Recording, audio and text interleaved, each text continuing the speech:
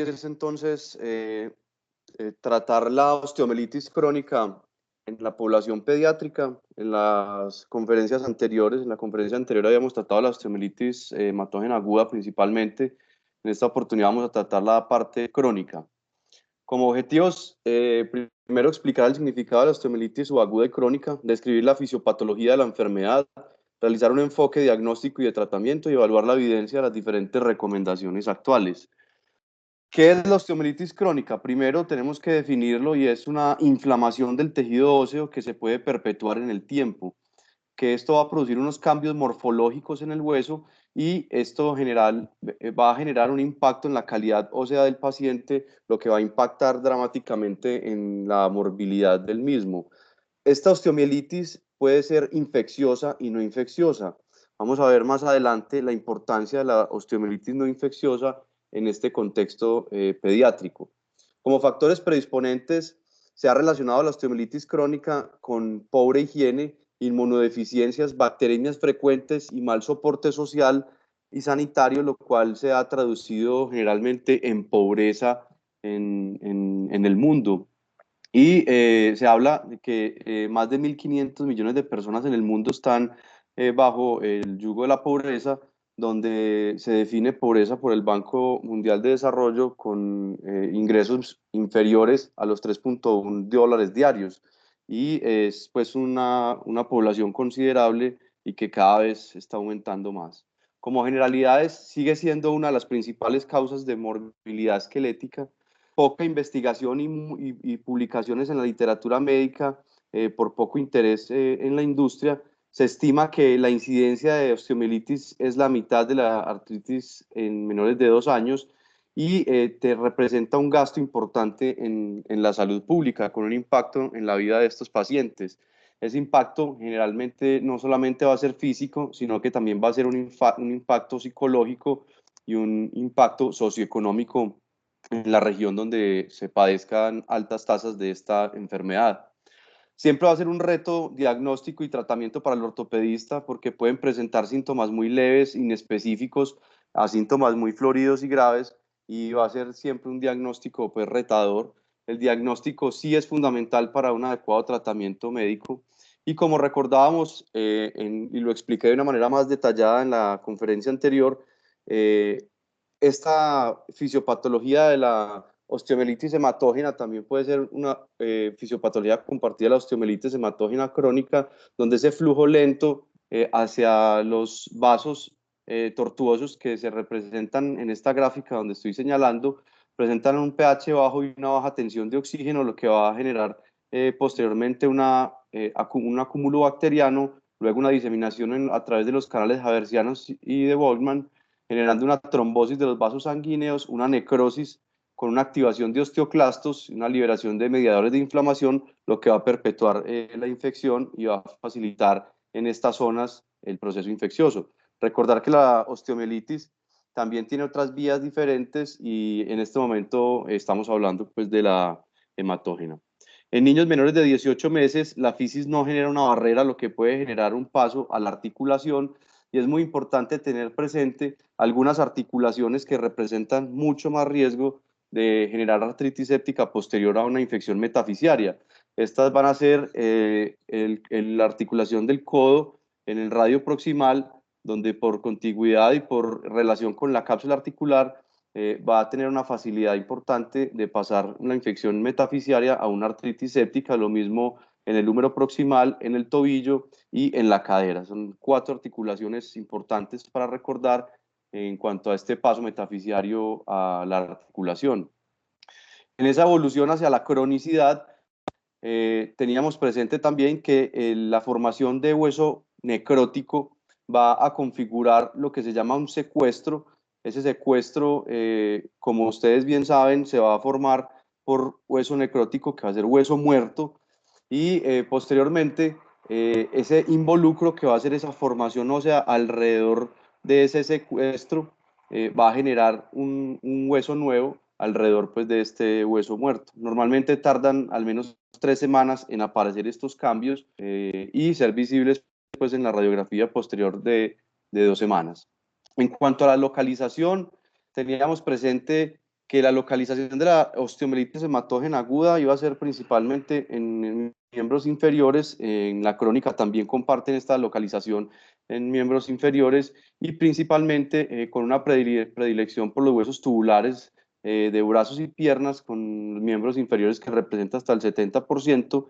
En neonatos cobra importancia evaluar muy bien la metáfisis y la epífisis, y en los niños generalmente la metáfisis, siendo la tibia el principal exponente en la osteomielitis crónica asociado pues a esta población. Como factores predictores, tenemos que los pacientes que cursan con fiebres y temperaturas mayores de 38.5, con mayor edad en su compromiso inicial de osteomielitis, una PCR mayor de 2, se van a relacionar con osteomielitis complicadas que se van a definir como enfermedad multifocal, que requieran más de un procedimiento quirúrgico y que representen reingresos hospitalarios en los primeros 6 meses. Entonces hay que tener especial cuidado con estas pacientes que tienen estos compromisos. Por otro lado, es importante resaltar que uno de los factores pronósticos de esta enfermedad va a ser el área rural donde viven los pacientes. Por el pobre y por el poco acceso a servicios sanitarios y de salud, cobra gran importancia en países como el nuestro evaluar muy bien ese ítem sociodemográfico, porque muchas veces se nos pasa por alto, y el solo hecho de tener un paciente de área rural, tenemos que prender pues alarmas para poder contemplar un seguimiento adecuado de estos pacientes. Y vemos aquí cómo en este estudio muestran cómo los pacientes que provienen de área rural tienen un peor pronóstico y peores desenlaces en cuanto a cicatrización, en cuanto a cronicidad de la osteomielitis, artritis séptica e incluso la muerte con una P que es significativa. ¿Cómo lo vamos a clasificar? La osteomielitis se puede clasificar según su patrón etiológico, según la vía de infección y según el tiempo en infección aguda, subaguda y crónica, siendo la aguda menor de 2 semanas, la subaguda entre 2 semanas y 3 meses, y la crónica mayor de 3 meses generalmente. En vía de infección, en si es una infección hematógena, una inoculación directa, una fractura abierta o una infección asociada a cirugía. Y en etiología, si es bacteriana, no bacteriana o si no es infecciosa. Siempre hemos pensado que la osteomielitis necesariamente está relacionado con agentes infecciosos, pero es muy importante entender y cada vez cobra más importancia porque se entiende un poco más en la investigación que la osteomielitis, como su nombre lo indica, es una inflamación del tejido óseo que no necesariamente tiene que ser infecciosa. Dentro de los agentes etiológicos infecciosos que conocíamos, realmente comparten el mismo ganador, que es el estafilococo aureus, en todos los grupos etarios, y como factor etiológico importante se habla de la Shigella shingae. Ya hemos hablado en módulos anteriores de este patógeno, pero este es un artículo interesante de la Clínica de Norteamérica de Infección Ósea, donde al relacionar el cultivo con la PCR lograban aislar, incrementar pues muchísimo la tasa de diagnóstico de Shigella shingae, pasando a un 53% como factor etiológico. Entonces, importante saber que este agente etiológico en el mundo pues cobra mucha importancia. Como explicaba el doctor Uribe en la conferencia anterior, países como Israel tienen tasas altísimas de infecciones por este germen, y que va a estar ligado a una detección que es difícil y que puede ser costosa en países como el nuestro, la utilización de la PCR para diagnóstico. Como les contaba también, la osteomielitis no infecciosa cobra importancia. Esta osteomielitis no infecciosa va a estar relacionada con enfermedades autoinflamatorias, donde hay una alteración del sistema inmune innato, se da una infiltración de las células inmunes en el hueso, con una diferenciación y activación de los osteoclastos y generalmente asociación a una patología intestinal o de la piel. Por lo tanto, es muy importante entender que tenemos que revisar muy bien nuestros pacientes, y que es una enfermedad, aunque es rara, es muy importante tenerla presente por lo siguiente. Pacientes con múltiples recurrencias, sin causas claras, sin aislamientos infecciosos, en pacientes sin mejoría con esquemas de tratamiento antibióticos ni desbridamiento. Son pacientes que se llevan a múltiples lavados, a múltiples terapias antibacterianas y de antibiótico, y no hay mejoría en estos pacientes. Entonces, en esos escenarios se debe pensar en osteomielitis crónicas no infecciosas, y la recomendación es pensemos en nuestros pacientes y evaluemos entonces si ese paciente, por ejemplo, tiene un acné asociado, una pustulosis asociada, una psoriasis plantar o un antecedente de enfermedad inflamatoria intestinal. Se debe sospechar que estamos ante un paciente con una osteomielitis crónica no infecciosa. Esa osteomielitis crónica no infecciosa, si bien es más de competencia del reumatólogo pediátrico, sí es muy importante que nosotros como ortopedistas empecemos a enfocarla y a poder remitir estos pacientes a tiempo. Uno de los hallazgos que pueden ser diferenciadores y nos pueden ayudar es en la biopsia de hueso. Generalmente cuando es patrones infecciosos, esa biopsia va a reportar la histología un infiltrado neutrofílico, mientras que en los patrones no infecciosos van a reportar un infiltrado linfocítico o de células plasmáticas. Dentro de la osteomielitis que no es causada por infección, vamos a tener dos representantes de enfermedades importantes que van a ser el SAFO y la osteomielitis recurrente múltiple crónica. El SAFO como una enfermedad importante con todas estas manifestaciones, que van a compartir todas estas manifestaciones las dos enfermedades, y que quiero resaltar en este momento la importancia de evaluar la clavícula en este tipo de enfermedad. Si bien el SAFO es una enfermedad que va a estar relacionada en mayores edades, por encima de los 30 a 20 años, la osteomielitis recurrente múltiple crónica sí va a estar relacionado en nuestra patología pediátrica. Entonces, pues es muy importante relacionarla, y una de las formas de diferenciarla va a ser ese compromiso clavicular de estos pacientes con infección, con osteomielitis no infecciosas. Tienen una distribución esquelética diferente. Como vemos, a este lado se representa las frecuencias de la distribución en los pacientes no infecciosos, y la clavícula como uno de los principales factores asociados en este caso, lo mismo que el esternón. Estas patologías no infecciosas se van a relacionar el 60% con espondiloartropatías a 10 años, y 25% van a tener HLA-B27 positivo, por lo cual va a ser muy importante ese enfoque. Recordar entonces la clavícula en este caso. Ha cobrado importancia de tal manera que se han propuesto clasificaciones y puntajes para evaluar la posibilidad y el rendimiento diagnóstico en pacientes con enfermedades no infecciosas, como por ejemplo esta, que es una que se propone en las clínicas de Norteamérica de Pediatría del 2018.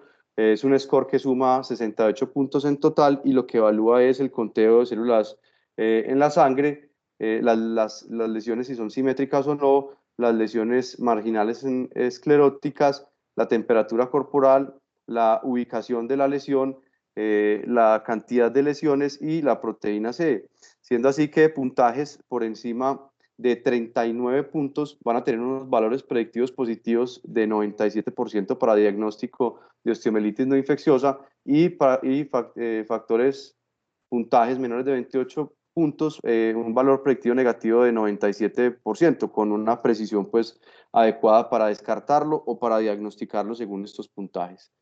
¿Qué debemos hacer entonces cuando estemos en el contexto de una sospecha de un paciente con una osteomielitis no infecciosa? Remitir a reumatología pediátrica para continuar pues con ese enfoque. Por otro lado, es importante mencionar la osteomielitis subaguda, donde el principal germen también va a ser el Staphylococcus aureus. Esta osteomielitis subaguda es producida por un germen que generalmente es más resistente a los antibióticos, y es una cepa que generalmente es menos virulenta. En un 40% de los casos se produce por una administración inadecuada o insuficiente del antibiótico y el tratamiento. Los hemocultivos son positivos muy pocas veces, y los cultivos de hueso positivos hasta en un 60%.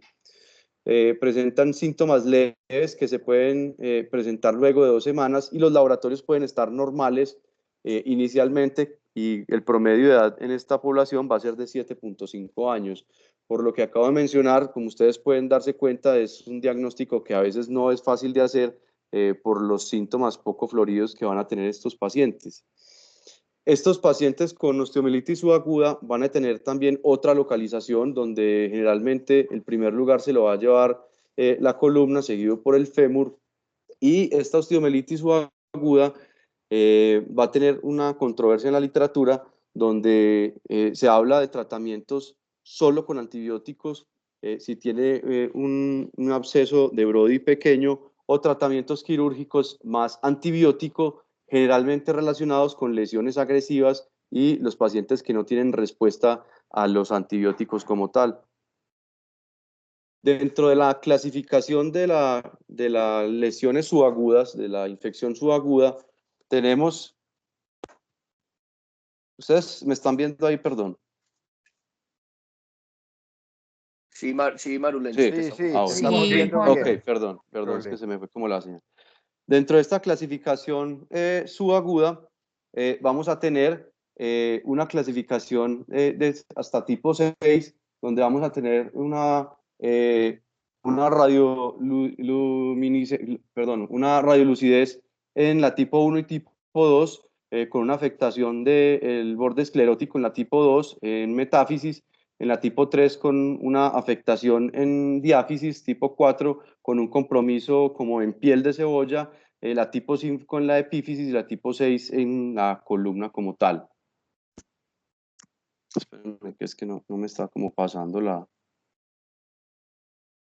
no sé. El diagnóstico se va a componer, como mencionábamos en módulos anteriores, de esos eslabones de cadena entre la historia clínica, que va a ser supremamente importante, el examen físico, las imágenes y el laboratorio, siendo el laboratorio, perdón, se fue ¿cierto? Se fue la imagen. Sí, Sí, se Maru, fue. señor. Fue. Sí, qué pena, espérame un segundo, no sé qué.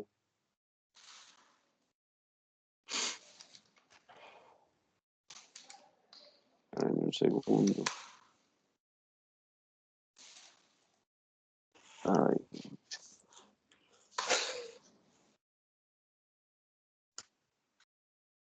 Ahí se ve, no, Dale presentación. es que no me aparece aquí la presentación. Dele F5 Espérame que se me desconfiguró como aquí la cosa. o F4. Espérenme un segundo, qué pena. No sé qué pasa. Eh,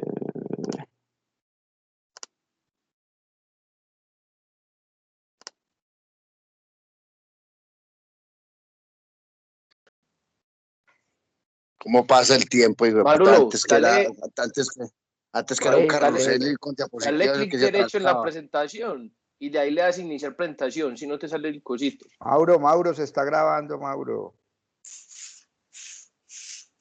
Marulo, dale clic derecho ahí sobre la presentación y ahí te sale empezar presentación. Y empezás así a ver si te da.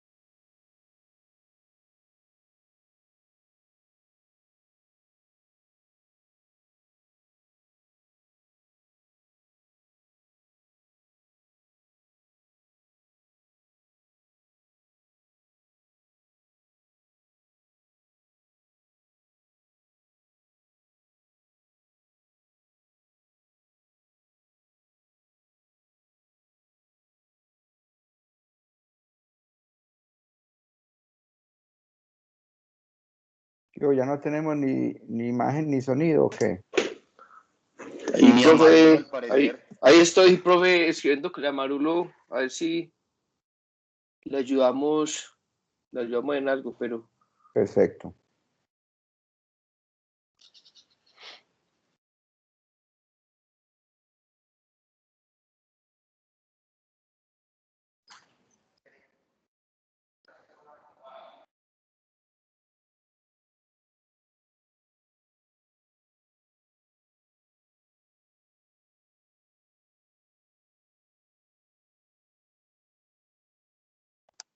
Hola, ¿ya me escuchan? Perdón, sí, señor. qué Te pena, no estamos sé qué, escuchando. no sé, se me reinició el computador y me disculpan que no sé qué pasó. Estoy como muy tostado con este computador, ya no sé. Regálenme un segundo y está, listo. Listo. Ya me ven la presentación ahí Sí, bien ya. señor. Sí, señor, Bueno, ahí qué pena. estamos bien. Muy bien, entonces estábamos en que es muy importante estos eslabones de cadena para hacer un diagnóstico adecuado entre historia clínica, examen físico, imágenes y laboratorio, donde el examen físico, como saben, va a ser inespecífico, pero tenemos que tener mucho cuidado con pacientes con dolores puntuales, signos y síntomas localizados, fiebre, reducción en rangos de movilidad y cojera con poco soporte de peso, y siempre estar pensando y teniendo en la cabeza los diagnósticos de malignidad al lado porque, como ustedes saben, la infección va a ser uno de los imitadores de los tumores y es muy importante tenerlo presente siempre al lado de la osteomielitis. En cuanto a las imágenes, primordial la radiografía, generalmente para descartar diagnósticos diferenciales. Ya sabíamos que nuestro ganador en imágenes diagnósticas es la resonancia magnética nuclear, con sensibilidades entre el 80 y el 100% en algunas series y especificidades entre el 67 y 100%. Como ustedes pueden ver, no hay ninguna imagen perfecta en cuanto a puntajes de sensibilidad y especificidad, pero es importante llenarse de argumentos para poder mandar y evaluar estos exámenes de imágenes. Para eso entonces existen los criterios de buena práctica clínica, donde estos, por ejemplo, son los criterios de buena práctica clínica publicados por la Asociación Americana de Radiología en el 2017, donde estos criterios son pautas basadas en la evidencia para condiciones clínicas específicas que son revisadas anualmente por un panel de expertos multidisciplinario y lo que buscan es búsquedas sistemáticas de la literatura para evaluar la mejor recomendación alrededor de la osteomielitis en imágenes. Cuando no hay evidencia, la opinión de expertos empieza a jugar un papel importante.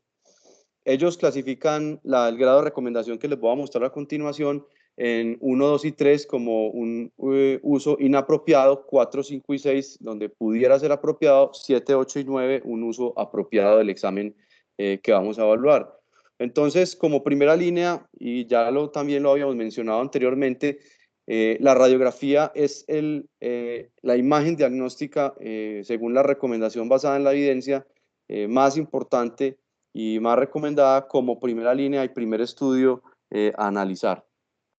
Como segundo estudio y estudio complementario en sospecha de osteomielitis en pacientes que ya tienen historia de cirugía o que tienen compromisos yuxarticulares, la recomendación va a ser aspirado si es un compromiso articular y si no, va a ser una resonancia magnética con contraste y sin contraste. Ustedes ven que la resonancia magnética con contraste va a tener una calificación de 9, o sea, va a ser una calificación en este puntaje de recomendación perfecto, y una resonancia sin contraste también va a ser una calificación buena, pero en primer lugar vamos a ver que la recomendación más fuerte va a ser la resonancia con contraste.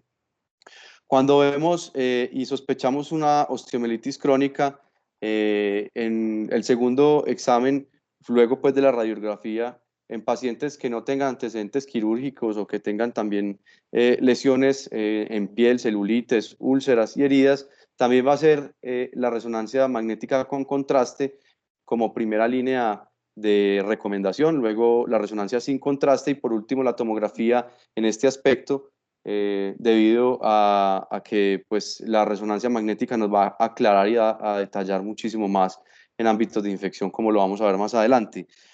juega un papel y cabe resaltar la parte en medicina nuclear, donde cada vez tiene un papel más importante en infecciones, en este caso con marcadores de leucocitos, en este estudio, por ejemplo, la recomendación puntual para el uso de la medicina nuclear en este aspecto va a ser la contraindicación de las resonancias contrastadas en el caso pues, de no poder realizar la resonancia. Se puede utilizar la medicina nuclear como una de las indicaciones pues, más claras, donde si el hueso va a tener un compromiso, se va a utilizar marcadores en glóbulos blancos que generalmente van a estar marcados con indium 111, y si el hueso no está comprometido se pueden hacer combinaciones de triple fase con gadolinium. Cobra importancia también últimamente el FDG en el PET scan, donde el FDG es el flúor desoxiglucosa, donde es una evaluación funcional y metabólica importante en la infección ósea, y cada vez cobra pues, mayor validez, y es importante pues, tenerlo en cuenta. La resonancia magnética, donde ya sabemos que es nuestro ganador. ¿Qué vamos a buscar en la resonancia magnética? Vamos a buscar una intensidad de señal, que generalmente en T1 vamos a encontrar las manifestaciones de la infección con una baja intensidad de señal, y en T2 con una alta intensidad de señal, teniendo únicamente el secuestro en T2 como una baja intensidad de señal. Esto sucede porque como el secuestro es un hueso necrótico muerto, no hay una señal de protones provenientes de esta lesión que puedan ser representados en la resonancia magnética. Aquí podemos observar cómo en esta resonancia magnética, este es un T2, podemos observar las imágenes con hiperintensidad asociadas a esta metáfisis distal del fémur. Este es un T1, donde podemos observar imágenes de baja señal, con baja intensidad de señal, y esto es una densidad de protones, donde pueden haber señales pues, intermedias importantes. También podemos identificar el secuestro en este T2, el involucrum con un hueso esclerótico formando alrededor del secuestrum, y una cloaca de drenaje, donde se puede observar aquí en la región distal del fémur. Como les mencionaba anteriormente, importantísimo tener en la cabeza siempre presente que esto es un imitador de tumores, y que siempre tenemos que descartar malignidad cuando estemos sospechando infecciones crónicas, donde los diagnósticos diferenciales más importantes a descartar va a ser el osteosarcoma, el sarcoma de Ewing, el condroblastoma, el linfoma, el tumor de células gigantes en este aspecto.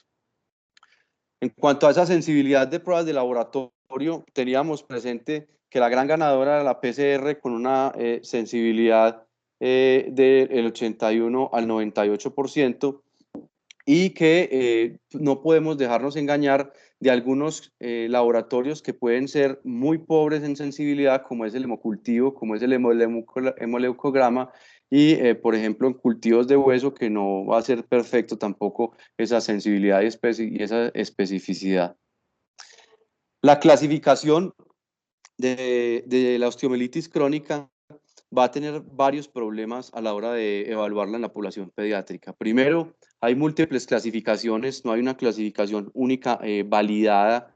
Se juntan poblaciones pediátricas y poblaciones de adultos, donde esa mezcla de poblaciones no va a ser la adecuada para poder obtener una clasificación ideal en la población pediátrica. Algunas no aportan al tratamiento y al pronóstico de la enfermedad, y netamente van a ser clasificaciones descriptivas que a la hora de la utilidad clínica no van a ser prácticas. Y como les contaba, no hay una validación en la población pediátrica que sea pues, representada por estudios de buena evidencia. La clasificación de Cierne-Maher siempre se ha evaluado como una de las clasificaciones más importantes a seguir, porque es una clasificación que me habla de pronóstico y de tratamiento, pero es una clasificación que, pues, como mencionaba anteriormente, es una clasificación muy utilizada en la literatura científica, donde van a tener 4 estadios óseos y van a tener en cuenta la condición del huésped. En nuestro primer estadio va a tener un compromiso medular, un compromiso superficial, un compromiso localizado y por último un compromiso difuso con una evaluación de la condición del huésped, donde va a ser un compromiso A sin inmunosupresión, sin inmunodepresión, B con uno o más factores comprometedores y C gravemente comprometido. Pero no es útil en la población pediátrica porque el huésped va a ser a veces diferente al comportamiento en los adultos. No está validada habla ampliamente para la población pediátrica, por lo tanto, pues no vamos a hacer énfasis en esta clasificación. Aparecen entonces estudios como este, esto es una revisión sistemática de la literatura de hace 2 años, donde quieren evaluar todas las clasificaciones óseas y evalúan 13 clasificaciones óseas y lo que hacen es evaluarlas y dividirlas, entendiendo que hay clasificaciones que evalúan tratamiento y rehabilitación después de la cirugía, donde tienen en cuenta el defecto óseo y la cobertura del tejido blando, otras que evalúan pronóstico por lo que tienen en cuenta el estado del huésped y otras que evalúan criterios descriptivos donde tienen en cuenta la etiología y los factores etiológicos principalmente. Estas son las clasificaciones que ellos evalúan y como ustedes pueden observar, tienen una cantidad de diferencias, por lo cual no se ha podido lograr en un consenso establecer cuál es la clasificación pues, ideal en este aspecto. Y si ustedes observan en los cuadros rojos que resalto, solamente hay 2 clasificaciones que hablan de manejo y pronóstico, y estas son la de Sierra y Mar de 1984 y la de Maraisen del 2015 en general. Aparece entonces la necesidad de crear clasificaciones para la población pediátrica y es así como aparece esta clasificación de Beit-Cure, donde lo que hacen es evaluar propiamente la población pediátrica y evalúan, no voy a mencionar ni voy a leer toda la clasificación, simplemente voy a resaltar lo que ellos evalúan, y es que ellos evalúan cómo es el secuestro de ese paciente y el tipo de involucro que tiene, cómo es ese borde esclerótico, cómo está ese absceso, si tiene un absceso de Brody y si se puede clasificar o no. ¿Qué ventajas tiene esta clasificación? Que es una clasificación que es diseñada y estudiada pues, inicialmente en su estudio metodológico para osteomielitis hematógena crónica en niños, tiene en cuenta la edad y el daño fisiario que puede ser un factor determinante en las complicaciones del esqueleto inmaduro, y tiene una buena confiabilidad y reproducibilidad en los diferentes observadores, con un kappa de 0.86 interobservador según el reporte original de esta clasificación, lo cual es un kappa pues, muy adecuado para una clasificación de estas. Como tratamiento, entonces, dentro del tratamiento vamos a tener 2 pilares: un tratamiento antibiótico, donde va a depender de la edad, de la epidemiología local, de las resistencias locales de antibióticos, de la estabilidad del paciente y del sitio de infección, y como lo había mencionado en la conferencia pasada, donde por grupos etarios se asocia antimicrobianos específicos, que no es el caso pues repetirlos en esta conferencia, y un tratamiento quirúrgico donde nos vamos a basar en el desbridamiento quirúrgico, los antibióticos tópicos y el uso de biomateriales asociado a la infección crónica ósea en los niños. Es muy importante tener en cuenta que dentro del aspecto técnico quirúrgico, conservar el periósteo es fundamental para poder regenerar hueso posteriormente. Se sigue debatiendo el momento de la cirugía. Algunos autores recomiendan esperar la formación adecuada de un involucrum bien formado para evitar complicaciones asociadas, pero se siguen debatiendo algunos aspectos que no pude resolver en la búsqueda de la literatura que hice por la poca evidencia que hay en este momento. Dentro de los objetivos del tratamiento es primordial tener en cuenta que lo más importante es hacer un control microbiológico de esta enfermedad, evaluar el defecto óseo que puede quedar después de esta infección, el espacio muerto que genera ese defecto óseo, lo cual va a generar un ciclo de infección, y las complicaciones propias del esqueleto inmaduro serían los objetivos del tratamiento cuando hablamos pues propiamente de este. Las complicaciones del esqueleto inmaduro sería pues tema también de otra conferencia, porque ya se habla pues de toda la parte reconstructiva, que no es el objetivo principal de la charla. Dentro del tratamiento habíamos hablado de que existen terapias cortas y terapias prolongadas de antibióticos, y habíamos hablado que tenía cabida hacer un switch y tener una terapia corta en la osteomielitis hematógena aguda. Sin embargo, este es un metaanálisis, una revisión sistemática publicada en el 2019 en China, donde una de las mejores evidencias en los últimos años en cuanto a tratamientos cortos y largos en osteomielitis. Tiene un defecto importante el estudio, es que se mezclan poblaciones pediátricas con poblaciones adultas, pero es importante resaltar que en ninguno de los contextos recomiendan tratamientos cortos con infecciones crónicas en la población pediátrica, recomendando entonces tratamientos prolongados de 4 a 6 semanas. Como ustedes ven en este forest plot, podemos observar cómo la tendencia de los resultados sigue siendo a favor de las terapias prolongadas en antibiótico-terapia. ¿Cuán radical debe ser la cirugía para la osteomielitis? Esto es una pregunta que habíamos analizado también anteriormente, publicada en el segundo consenso de infecciones, donde ellos hablan que en pacientes pediátricos con osteomielitis que requieren intervención quirúrgica se requiere un desviamiento agresivo, una irrigación abundante en la articulación o en el tejido afectado, con un nivel de evidencia moderado y con un acuerdo del 89% en el panel que respondió pues esta pregunta. Ellos hablan que no hay un consenso sobre el momento, el tipo y la extensión de procedimientos quirúrgicos en pacientes pediátricos con osteomielitis, pero sí es claro en la literatura entender que es necesario remover un tejido necrótico para garantizar el flujo antibiótico en este tipo de patología. Aparecen también otros elementos y herramientas que se pueden analizar, como es el uso del vidrio bioactivo. Este es un artículo publicado en el 2019 por el doctor Nando Ferreira. He encontrado pues, que es uno de los autores que más publica sobre este biomaterial. Y esto es una revisión sistemática de la literatura. Fue la mejor evidencia que pude encontrar al respecto de la utilización de este vidrio. Este vidrio, la conclusión que ellos llegan con su revisión sistemática es que parece proporcionar una alternativa viable para el espacio muerto secundario al desbridamiento de la osteomielitis crónica, y ellos hablan de tasas de curación de más del 80%. ¿Qué pasa? Una crítica pues que yo le hago a esta utilización del vidrio molido y sobre todo a esta revisión sistemática de la literatura es que ya entrando pues en detalle en los estudios que componen esta revisión sistemática, encuentro que las edades en las que utilizaron estos pacientes y las edades en las que pues, tenían estos pacientes en la utilización de este vidrio estaban entre 14 y 86 años, y solamente un estudio recopiló 2, 3 pacientes entre 14 y 18 años. También tiene un defecto grande porque hay una cantidad de variabilidad en los datos, no reportan el tamaño de los defectos en algunos estudios, y esto es algo muy delicado a la hora de generar una recomendación sólida, porque pues no tenemos una indicación adecuada en cuanto al tamaño del defecto para su uso.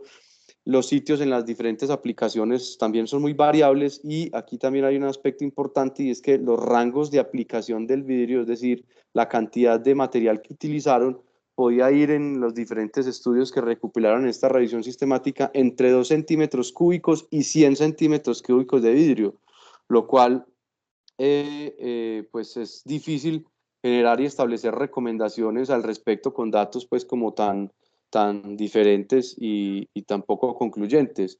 Lo otro es que utilizan diferentes clasificaciones para agrupar los pacientes inicialmente, y clasificaciones pues que no están validadas para la población pediátrica. Por otro lado, este es otro estudio donde querían evaluar un poco más depurado para una clasificación de Sierre-Mayer tipo 3 en la osteomielitis crónica el uso de este vidrio bioactivo. Ellos encuentran que puede servir, que también tiene un espacio para ellos en la utilización de la infección crónica, pero yo quería resaltar que a pesar de que hablen de posibilidad en pediatría, El único paciente menor de 18 años que compone este estudio es este paciente de 16 años con una osteomielitis crónica en húmero. Por lo tanto, pues tenemos que entender muy bien que todos estos estudios pueden estar o pueden tener unos sesgos importantes que hay que evaluar pues con detalle. Por lo tanto, no permite una recomendación clara para su uso. Por otro lado, está el tratamiento antibiótico con cemento. Este es un estudio donde se habla en la población pediátrica, publicado en el POSNA, donde hablan de las recomendaciones del uso con cemento, con barras de cemento, y cuando uno empieza pues a leer el estudio, encuentra que lo componen únicamente 4 pacientes, donde si ustedes observan, el momento del retiro de las barras de cemento es totalmente diferente en todos los pacientes, y las dosis de duración de antibióticos intravenosos por semanas también es totalmente diferente en el protocolo de uso de este tipo de biomateriales y este tipo de tratamientos con antibiótico impregnado con cemento. Por lo tanto, tampoco podemos generar una recomendación clara en la evidencia a favor del uso de cemento con antibiótico en la población pediátrica. Aparecen nuevos tratamientos antibióticos como estas sulfato de calcio con tobramicina, impregnado con tobramicina.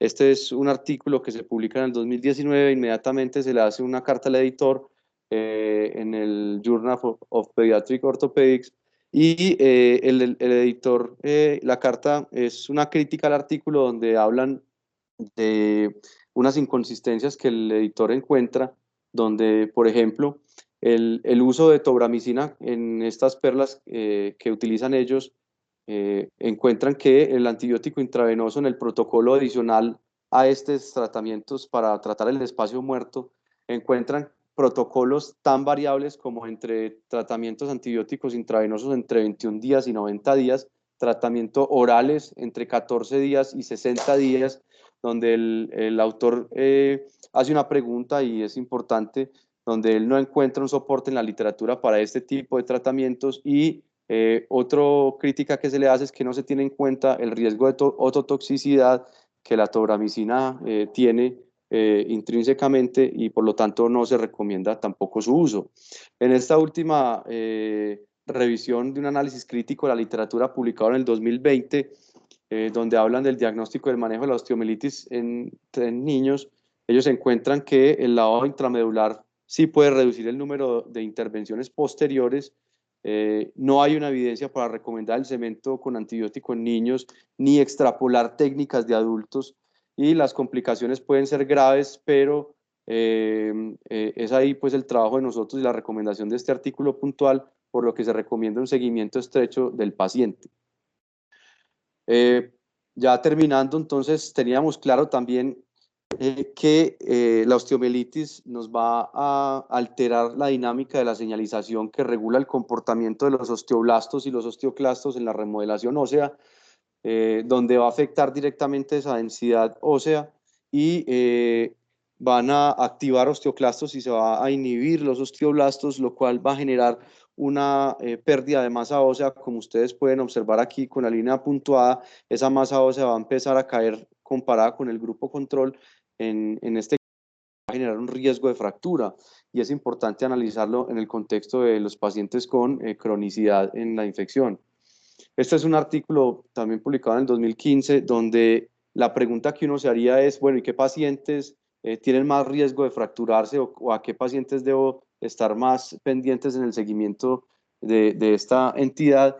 Y ellos se encuentran haciendo pues un análisis importante, que de los 17 pacientes que encontraron con fractura patológica asociada a infección, la edad promedio eran de 8.8 años. Se relacionó de manera importante el estafilococo aureus meticilino resistente en 15 de 17 pacientes. Por lo tanto, cobra importancia este meticilino resistente, que ya sabemos que va a tener peores desenlaces en todos los aspectos en la osteomielitis crónica. El tiempo medio hasta la fractura fue de 72.1 días, y como factor de alarma que uno puede utilizar es el absceso subperióstico presente en la resonancia magnética en todos los pacientes que se fracturaron y tuvieron fractura patológica, y el mayor tamaño circunferencial de dicho absceso en estos pacientes también llamó la atención en este estudio al respecto.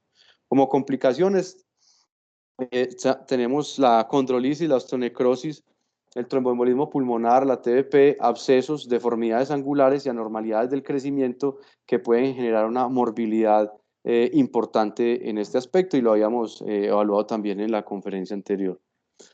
Ya como conclusiones, entonces, esta es una enfermedad con una alta carga de morbilidad para pacientes y su familia. El diagnóstico y el tratamiento oportuno impactan en el pronóstico del paciente. La piedra angular del tratamiento sigue siendo remover esa parte necrótica. No se cuenta con recomendaciones fuertes por la pobre calidad de la evidencia para el tratamiento, por lo cual la recomendación sería entonces en este caso individualizar los pacientes, evaluar muy bien todo el contexto del paciente.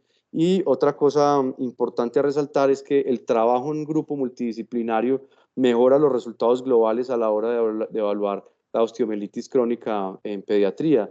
Es así como unirnos con nutricionistas, con infectólogos, con pediatras, puede impactar de una mejor manera el tratamiento y el pronóstico de estos niños. Muchas gracias.